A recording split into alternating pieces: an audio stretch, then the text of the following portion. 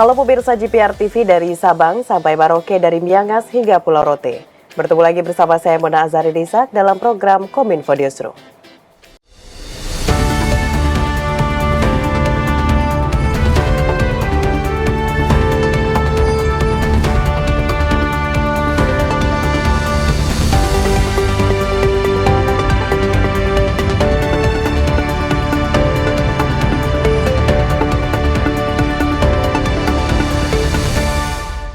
Pemirsa, kita ke informasi pertama. Pemerintah secara resmi menetapkan Hari Raya Idul Adha 1445 Hijriah jatuh pada Senin 7 Juli 2024.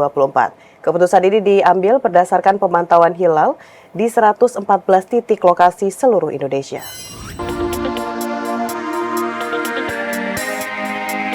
Pemerintah Indonesia menetapkan Hari Raya Idul Adha jatuh pada tanggal 17 Juni 2024 atau 10 Zulhijjah 1445 Hijriah. Wakil Menteri Agama Saiful Rahmat Dasuki menjelaskan keputusan ini didasarkan dari pemantauan hilal di 114 titik lokasi di seluruh Indonesia. Yaitu saat ini ruqyat ketinggian hilal di atas ufuk berkisar antara 7 derajat 15,82 menit hingga 10 derajat 41,09 menit dan sudut elongasi di 11 derajat 34,83 menit hingga 13 derajat 14,47 menit. Data ini merupakan hisab yang telah dihitung secara matematis astronomis yang telah dihimpun oleh Kementerian Agama melalui tim hisab ruqyat Kementerian Agama yang telah memenuhi kriteria visibilitas hilal Mabims. Untuk itu, Saiful berharap dengan ditetapkannya hasil isbat penetapan Idul Adha, seluruh umat Islam di Indonesia dapat merayakan Idul Adha bersama-sama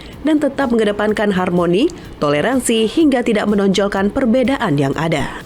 Dan insya Allah Hari Raya Idul Adha jatuh pada Senin tanggal 17 Juni 2024. Demikian hasil sidang isbat yang baru saja kita laksanakan dan kita sepakati bersama. Tentunya kita berharap dengan hasil sidang isbat ini seluruh umat Islam di Indonesia dapat merayakan Hari Raya Idul Adha bersama-sama. Menteri Luar Negeri Retno Marsudi dalam pertemuan luar biasa Dewan Menteri Luar Negeri Negara-Negara Developing Aid atau D8 menyerukan bahwa perdamaian abadi yang merupakan tujuan utama dan jangka panjang dalam penyelesaian krisis Palestina. Menteri Luar Negeri Republik Indonesia Retno Marsudi pada Sabtu 8 Juni 2024 menghadiri pertemuan luar biasa Dewan Menteri Luar Negeri Negara-Negara Developing Aid atau D8 di Istanbul, Turki. D8 merupakan forum pertemuan yang khusus membahas mengenai perkembangan situasi di Gaza. Negara yang termasuk anggota D8 adalah Indonesia, Turki, Malaysia, Mesir, Pakistan, Bangladesh, dan Nigeria. D8 didirikan untuk memajukan perdagangan, peran, dan postur di forum internasional, serta kesejahteraan masyarakat. Semua negara anggota D8 juga merupakan anggota Organisasi Kerjasama Islam atau OKI. Dalam pertemuan tersebut, Menteri Retno menekankan bahwa perdamaian abadi yang merupakan tujuan utama dan jangka panjang dalam penyelesaian krisis Palestina tidak akan dapat terwujud tanpa adanya gencatan senjata. Sebelum tercapai gencatan senjata, Retno memaparkan beberapa hal yang harus terus dilakukan untuk membantu Palestina. Pertama, anggota D8 harus terus menggunakan pengaruhnya agar lebih banyak negara mengakui Palestina.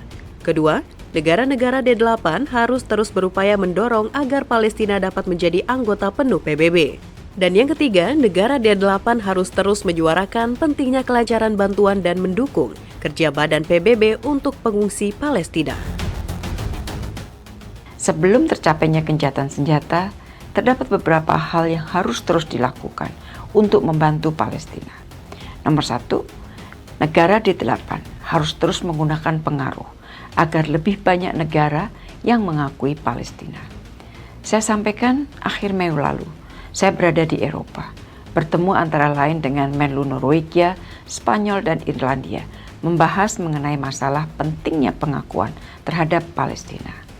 Juni ini, saya akan lakukan beberapa pertemuan dengan negara-negara Eropa untuk tujuan yang sama. Nomor 2, kita harus terus berupaya mendorong agar Palestina dapat menjadi anggota penuh PBB. Ini bukan jalan yang mudah, tetapi kita harus terus berupaya. D8 harus menjadi driving force bagi upaya ini.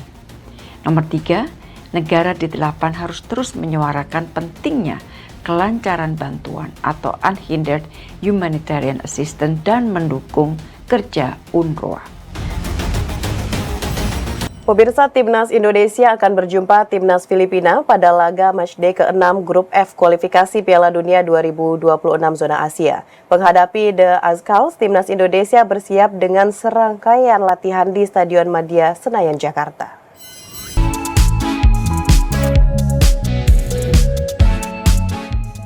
Timnas Indonesia masih memiliki asa lolos ke ronde 3 kualifikasi Piala Dunia 2026. Jelang pertemuan antara dua negara asal Asia Tenggara, Indonesia masih diunggulkan dengan catatan dominan yang lebih baik. Dalam 25 pertandingan di berbagai ajang, Indonesia mampu mengamankan 20 kemenangan dan 4 imbang. Sedangkan Filipina hanya menorehkan 1 hasil sempurna. Sementara itu, dalam 10 pertemuan terakhir kedua negara, Indonesia tetap unggul dengan 5 kemenangan, 4 imbang, dan 1 kekalahan. Menghadapi laga yang krusial ini, pelatih Sintayong dipastikan mendapat amunisi baru. Dalam sesi latihan timnas, terlihat Kelvin Verdong dan Jay Izzes turut berpartisipasi. Yeah, I saw the game against Vietnam and they had a good performance. They could win as well. They had a lot of chances I saw, and yeah, we don't underestimate them because we saw they have some good players and they play some good football. So yeah, we don't underestimate them. Indonesia berada di peringkat kedua klasemen sementara Grup F dengan 7 poin dari 5 pertandingan. Tim Merah Putih ditempel ketat oleh Vietnam yang berada di posisi ketiga dengan 6 angka. Timnas Indonesia butuh kemenangan melawan Filipina untuk memastikan melaju ke babak ketiga kualifikasi Piala Dunia 2026 secara mandiri tanpa bergantung dengan hasil laga Irak melawan Vietnam. Pemirsa, usai jeda pariwara, kami akan kembali dengan informasi lainnya. Tetaplah bersama Kominfo Newsroom.